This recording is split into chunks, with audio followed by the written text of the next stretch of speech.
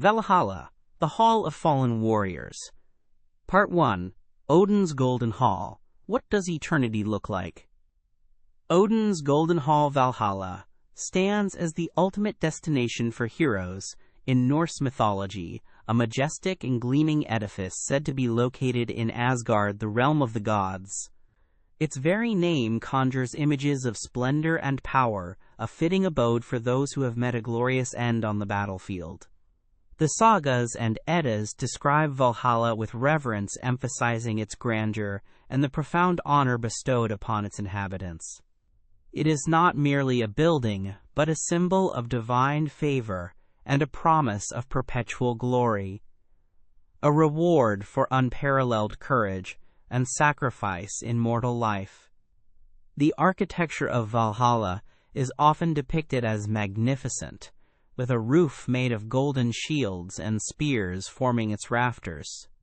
This imagery immediately conveys a sense of martial glory and the spoils of war transformed into elements of a sacred dwelling. The hall has 540 doors, each so wide that 800 Einherjar can march abreast through them, a testament to the immense number of warriors expected to reside within its walls. This vastness suggests an eternal capacity and endless welcoming for the worthy fallen heroes from countless battles across the ages. The sheer scale reinforces its divine nature, a place beyond human construction. Eternity within Valhalla is portrayed not as a static or boring existence, but as a dynamic and purposeful one. It is a place of continuous preparation and joyful celebration. The warriors known as Einherjar spend their days honing their combat skills in preparation for Ragnarok, the twilight of the gods. Their nights are spent feasting and drinking in joyous camaraderie. This rhythm of training and feasting symbolizes a perfect balance of duty and reward, a perpetual cycle of honor and enjoyment that defines their afterlife. It is an eternity of purpose and pleasure, intertwined seamlessly. The concept of eternity in Valhalla is inextricably linked to the idea of a glorious death. Only those who fall bravely in battle are chosen to enter its hallowed halls.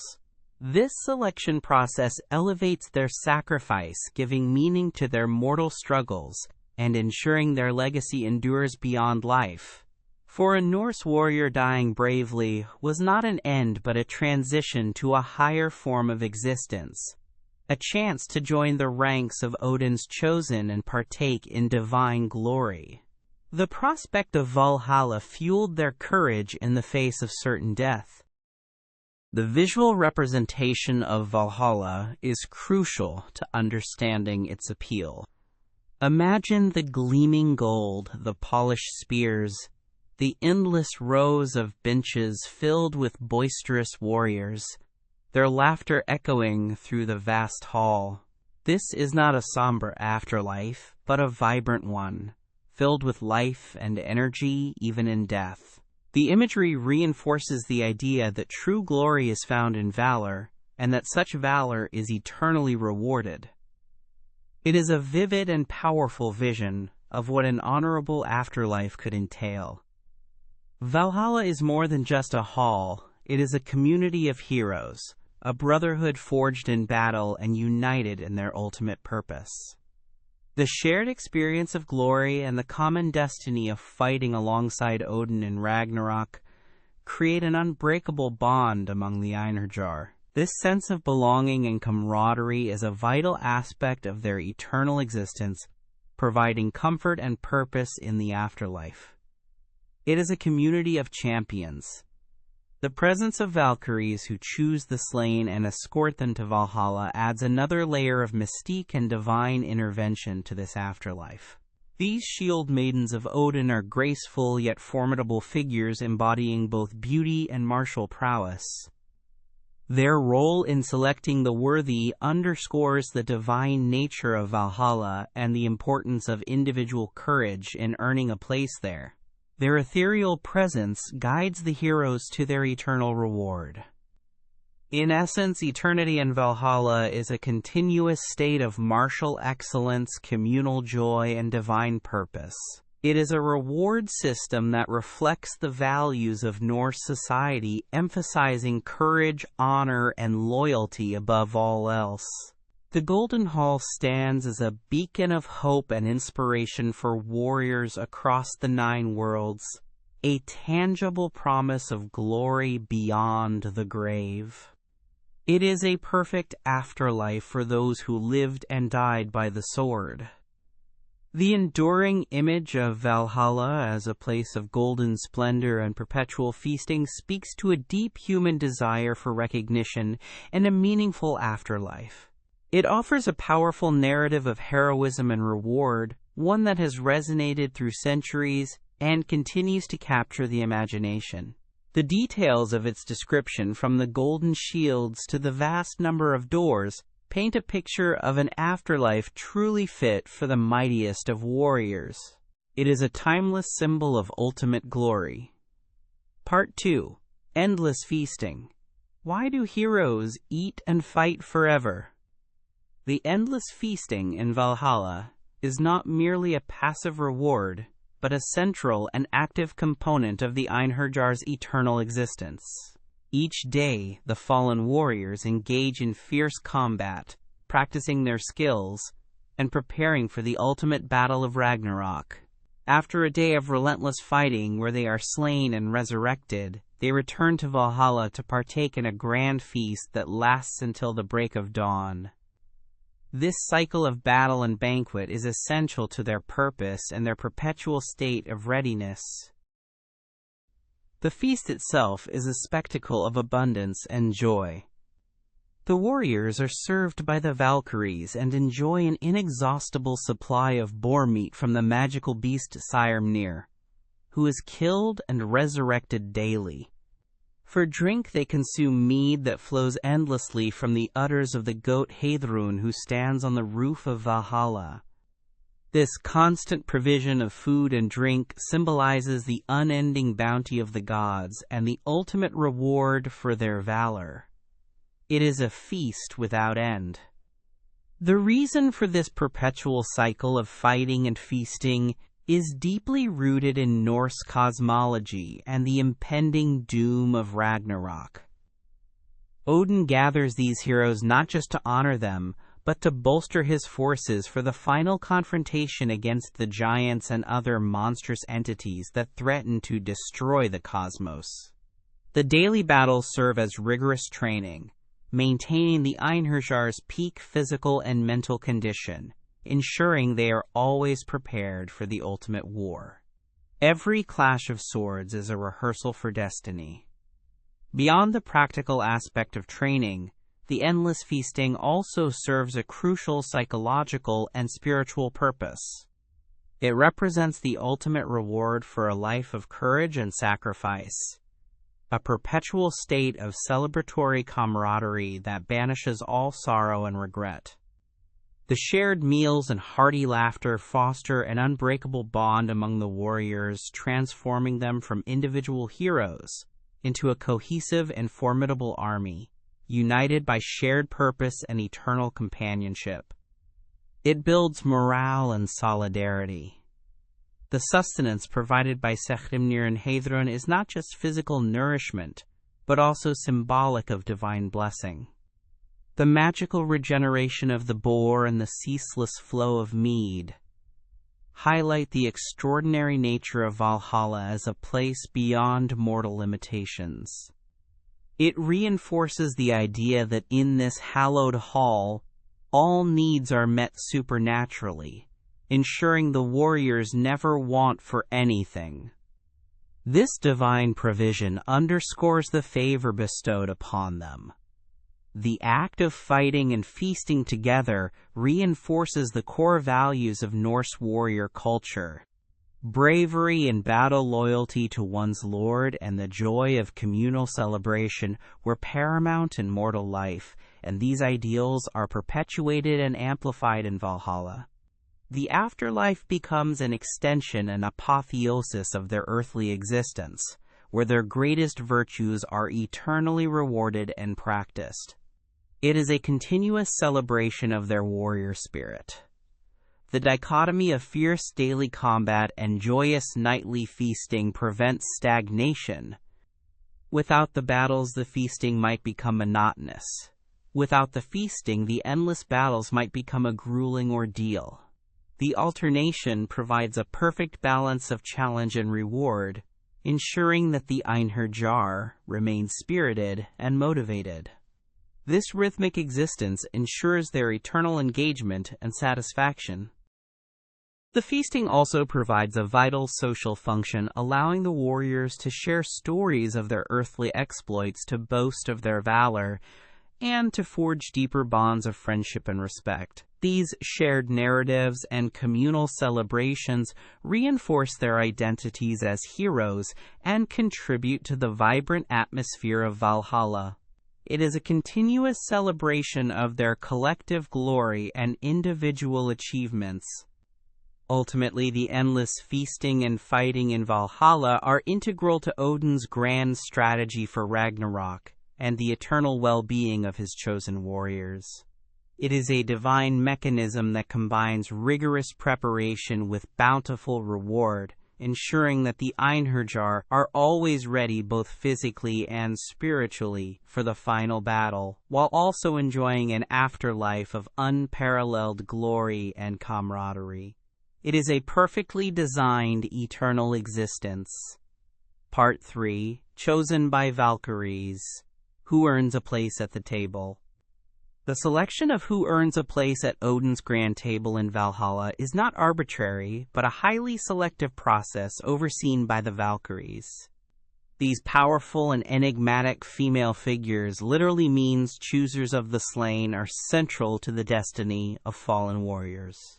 Their role is to scour battlefields, identifying and claiming the souls of those deemed worthy.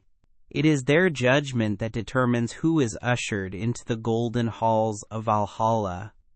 The primary criterion for selection by the Valkyries is dying a heroic death in battle. This does not simply mean dying in combat, but dying with valor, courage, and honor. A warrior who fights fiercely without fear and demonstrates unwavering loyalty to their lord or cause is far more likely to be chosen than one who retreats or surrenders. The manner of death is paramount. A glorious end is the key. Beyond courage, the concept of a noble death also encompasses a warrior's reputation and deeds during their lifetime. A Viking known for great strength, skill, and success in numerous battles would likely catch the attention of the Valkyries. Their earthly achievements and the legends they create contribute significantly to their worthiness for Valhalla.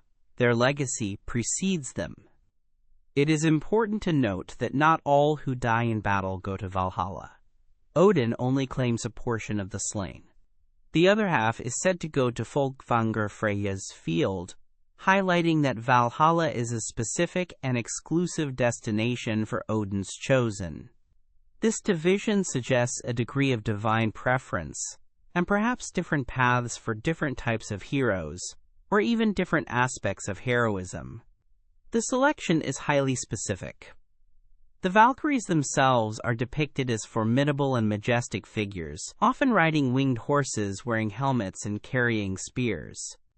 They are Odin's handmaidens and messengers, executing his will on the mortal plane and in the afterlife.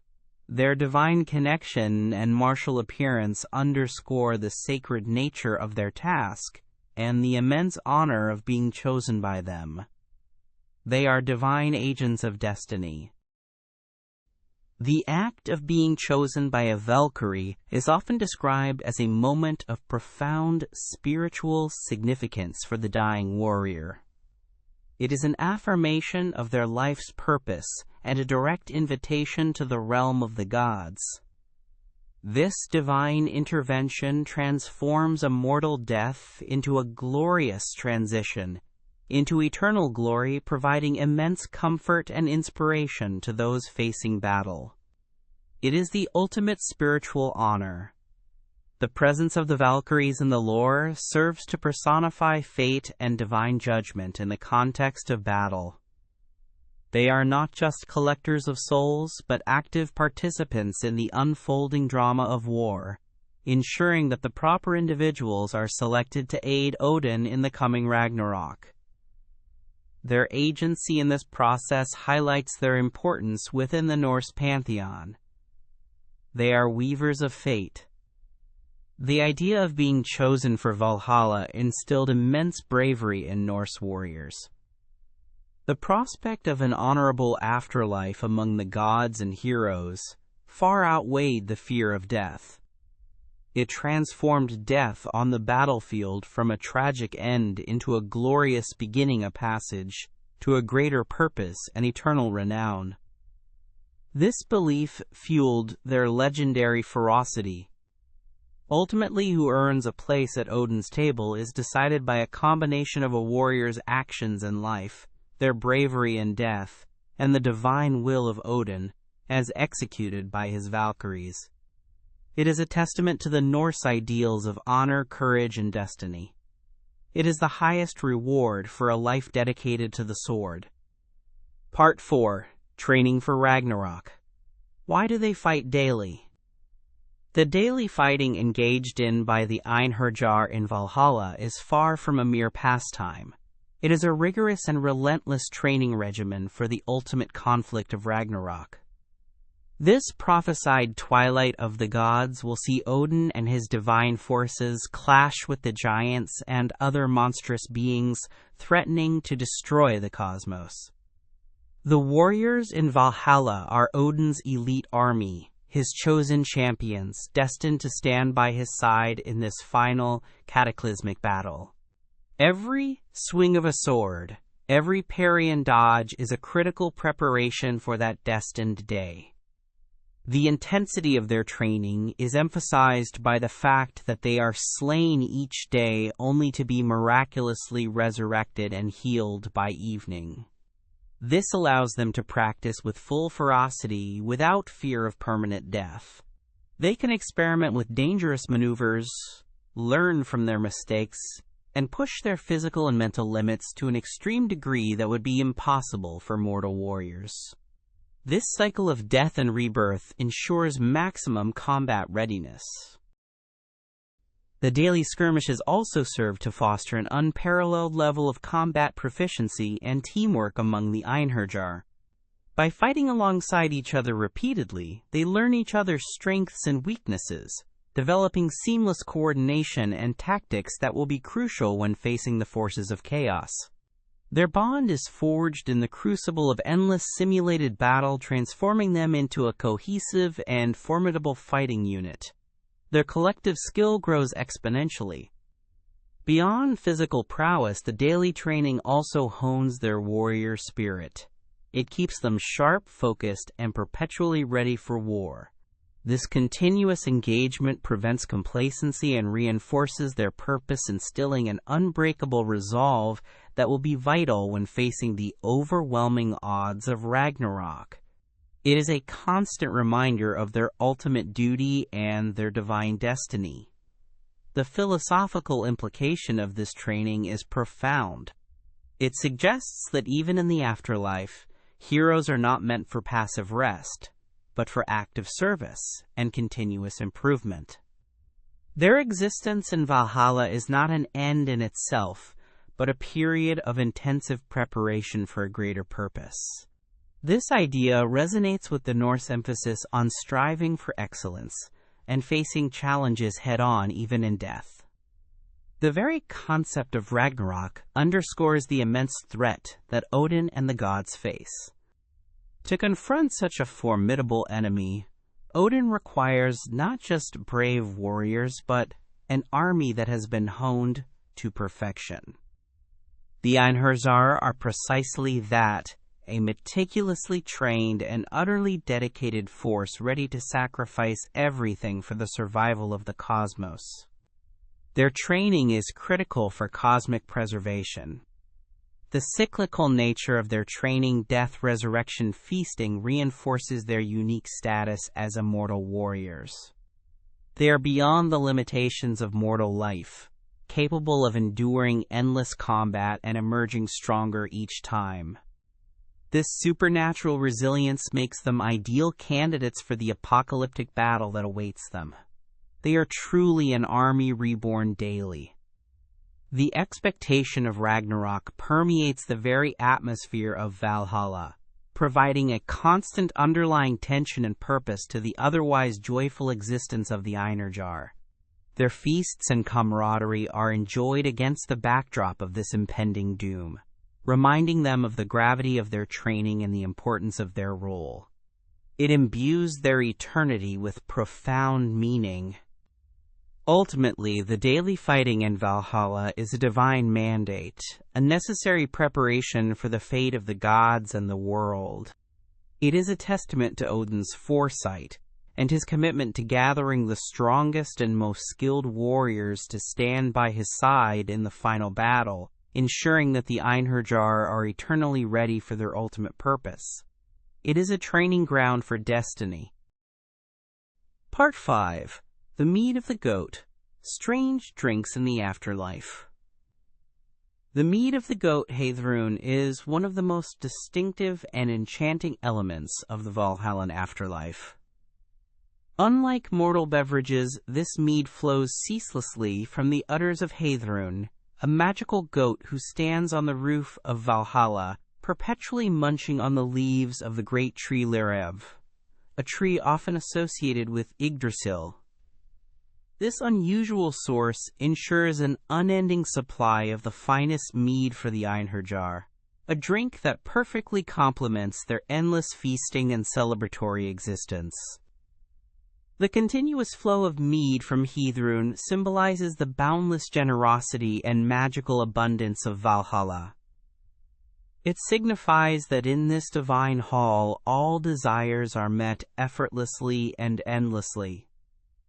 The magical nature of the goat and her mead elevates the act of drinking from a mere bodily function to a sacred and perpetual ritual, reflecting the extraordinary nature of the afterlife granted to Odin's chosen warriors. It is a divine beverage. Mead itself holds significant cultural and symbolic importance in Norse society.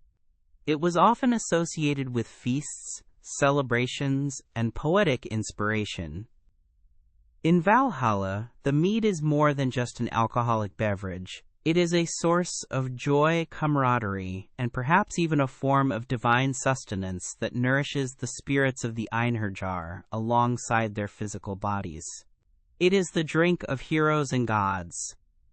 The image of a goat on the roof of a magnificent hall producing an endless stream of mead is wonderfully whimsical and fantastical, showcasing the imaginative richness of Norse mythology.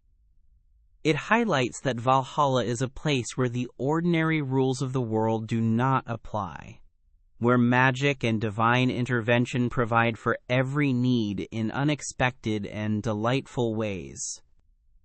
It adds to the mystique of the afterlife. The mead of Heidrun serves a crucial social function within Valhalla. It fuels the nightly feasts, contributing to the boisterous atmosphere of camaraderie and celebration.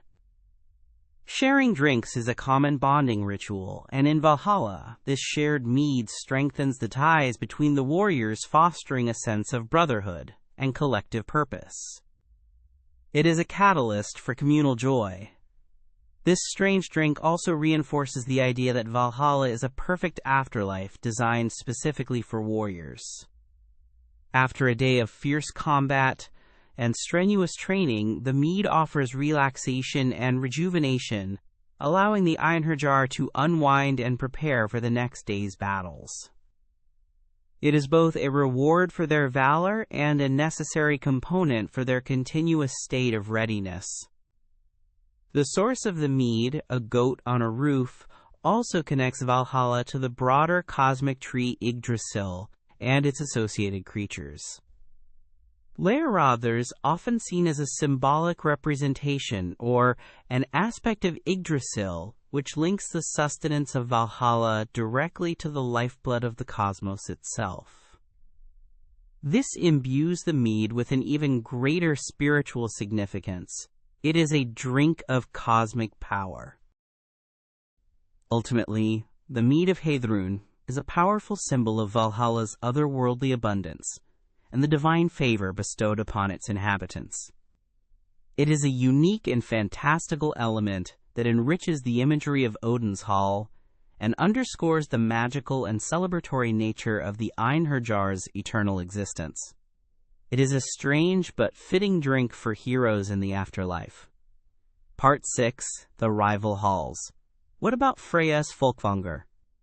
While Valhalla stands as the most famous afterlife destination for fallen warriors in Norse mythology, it is not the only one. Freyja, the powerful goddess of love, war, and fertility, also claims half of those slain in battle, taking them to her own realm known as Folkvangr, specifically to her hall Sessrumnir. This division of the glorious dead between Odin and Freyja highlights a complex and multifaceted view of the afterlife, suggesting different paths for different heroes, or perhaps different aspects of heroism. Folkvangr, literally field of the host or army, is depicted as a beautiful and vast field where Freyja holds court. Within this realm, her hall Sessrumnir, meaning room of many seats or seat room, welcomes the chosen warriors. While less detailed than Valhalla in surviving texts, Folkvangr is understood to be a place of honor and glory in its own right, a destination equally desirable for a courageous warrior. It is a place of prestige. The reason for the division of the slain is a subject of scholarly debate and remains somewhat enigmatic. One theory suggests that Freyja may claim different types of warriors, perhaps those who valued love and beauty alongside martial prowess, or those who fell in defense of their families and homes, rather than purely for Odin's cause. This implies a more nuanced understanding of heroic death. Another perspective is that Freyja, as a powerful war goddess in her own right, simply has the prerogative to select her own share of the valiant dead. Her association with battle and her active participation in guiding warriors to victory would logically grant her a claim to their souls. This highlights her status as a formidable deity within the Norse pantheon. She is a powerful warrior. The existence of Folkvangr and Sessrumnir prevents Valhalla from being the sole ultimate destination, reinforcing the idea that the Norse afterlife was diverse and not a monolithic concept. It suggests that different deities offered different forms of eternal glory, and that a warrior's fate could be shaped by factors beyond simply dying in battle. This adds depth to their cosmology. The relationship between Odin and Freyja in this context is also intriguing. They are both prominent figures associated with war and magic, and their shared claim over the slain suggests a collaboration or at least an agreed-upon division of duties regarding the afterlife. This indicates a sophisticated divine bureaucracy overseeing the fate of heroes. They share the harvest of war. While the specific activities within Sessrumnir are not as extensively detailed as those in Valhalla, it is reasonable to assume that the warriors there also enjoy a blessed and honorable existence, perhaps with feasting and camaraderie similar to Valhalla, but perhaps with a different emphasis or atmosphere. Freyja's hall would undoubtedly reflect her divine nature. The presence of Folkvangr offers a comforting alternative for those who might not explicitly envision themselves in Odin's boisterous, battle-focused hall. It provides another equally prestigious path for eternal glory, expanding the possibilities of a revered afterlife for the Norse warrior. It widens the scope of ultimate reward. Ultimately, the existence of Freyja's Folkvangr and Sessrumnir demonstrates the richness and complexity of Norse mythology's understanding of the afterlife. It challenges the singular narrative of Valhalla and offers an equally honorable and divine destination for half of the fallen heroes, highlighting the diverse roles and powers of the gods. It expands the warrior's eternal horizon. Part 7. Modern Dreams of Glory. Why does Valhalla still inspire? Valhalla continues to inspire modern audiences not merely as an ancient myth, but as a powerful symbol of glory, heroism, and the ultimate reward for courage. Its enduring appeal lies in its vivid imagery and the universal human desire for a meaningful afterlife and recognition for one's sacrifices. The promise of an eternal feast, camaraderie, and purpose in the company of gods and heroes resonates deeply across cultures and centuries. One of the primary reasons for Valhalla's continued inspiration is its clear and compelling narrative of reward for valor. In a world where heroism can often feel unacknowledged, the myth of Valhalla offers a perfect system of divine recognition for those who die bravely. This resonates with the inherent human appreciation for courage and the yearning for justice and ultimate reward for selflessness. It is a powerful validation of sacrifice. The imagery of Valhalla is inherently captivating. The Golden Hall, the endless feasting, the daily battles, and resurrection all paint a picture of an exciting and purposeful afterlife, unlike many more passive or ethereal conceptions. This dynamic and active eternal existence appeals to a human desire for continued engagement and a sense of belonging to something greater than oneself. It offers an adventurous eternity. Valhalla also taps into a deep-seated human admiration for the warrior spirit. It celebrates strength, skill, and an unwavering commitment to one's cause. In modern society, where physical courage is often less emphasized, the myth provides a connection to archetypal heroism, reminding us of the enduring value of bravery and resilience in the face of adversity. It is a timeless ode to courage. The concept of training for Ragnarok offers a profound sense of purpose and destiny. The idea that one's life and death contribute to a larger cosmic struggle provides immense meaning. This appeals to the human desire for significance and the feeling of being part of something grander than individual existence. It offers a glorious ultimate purpose. The camaraderie among the Einherjar, a brotherhood forged in battle and united in eternal feasting, speaks to the universal human need for belonging and strong social bonds. The idea of spending eternity with like-minded heroes, celebrating shared victories, and recounting tales of valor is an immensely attractive prospect. It is a vision of perfect fellowship. Modern media, from fantasy novels and video games to films and television shows, frequently draw inspiration from Valhalla, often reinterpreting its elements for contemporary audiences. This constant reintroduction of the myth ensures its continued relevance and introduces it to new generations, keeping its spirit alive and inspiring new dreams of glory. It is a wellspring for modern fantasy. The myth of Valhalla also offers a sense of escapism, providing a romanticized view of an afterlife where honor and courage are paramount. In a complex and often mundane world, the idea of a clear path to glory and a definite reward for valor can be incredibly appealing and inspiring. It is a dream of a simpler, heroic time. Ultimately, Valhalla continues to inspire because it addresses fundamental human desires for meaning, recognition, community, and purpose in both life and death. It is a timeless narrative that celebrates the highest ideals of heroism and offers a powerful vision of an afterlife truly fit for the valiant. Its golden halls will forever beckon the brave,